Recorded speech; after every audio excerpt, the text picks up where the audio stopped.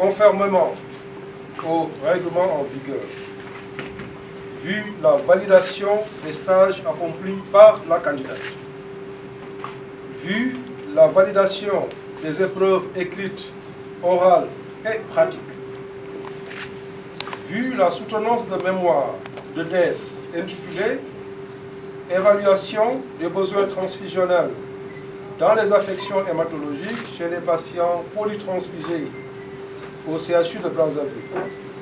Après la délibération, décidons Claude Ergotte Ibovi Adous est admise au diplôme d'études spécialisées en hématologie.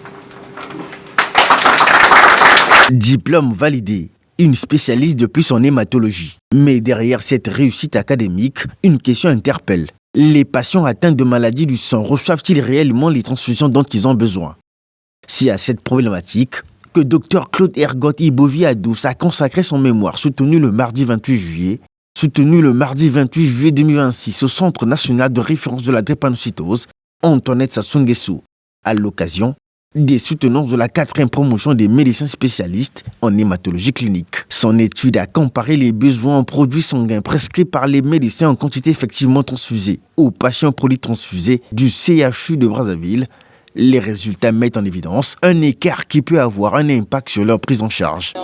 J'ai soutenu mon mémoire de spécialité sur le thème évaluation des besoins transfusionnels dans les affections hématologiques chez les patients polytransfusés au CHU de Brazzaville. Alors, évaluer les besoins transfusionnels, il était question dans ce travail de savoir si la quantité de sang demandée par les médecins était effectivement la quantité de sang transfusée également auprès des patients. Nous nous sommes rendus compte que nous avons demandé une certaine quantité de poches de sang au niveau de la banque de sang et les patients ne recevaient pas le nombre demandé par le médecin.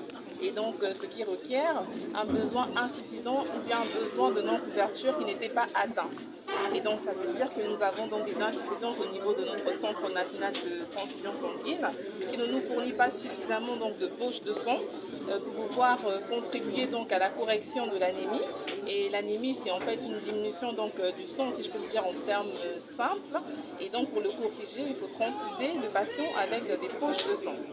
Et donc, c'est dans cette optique que nous avons voulu donc, étudier ce travail, pour pouvoir améliorer donc, la prise en charge des patients présentant des anémies, qui donc ont recours aux transfusions sanguines, qui est donc le traitement optimal pour corriger l'anémie. Au-delà de l'obtention d'un diplôme, cette recherche met en lumière un enjeu majeur de santé publique. Renforcer la disponibilité des produits sanguins afin de mieux répondre aux besoins des patients atteints d'affections hématologiques.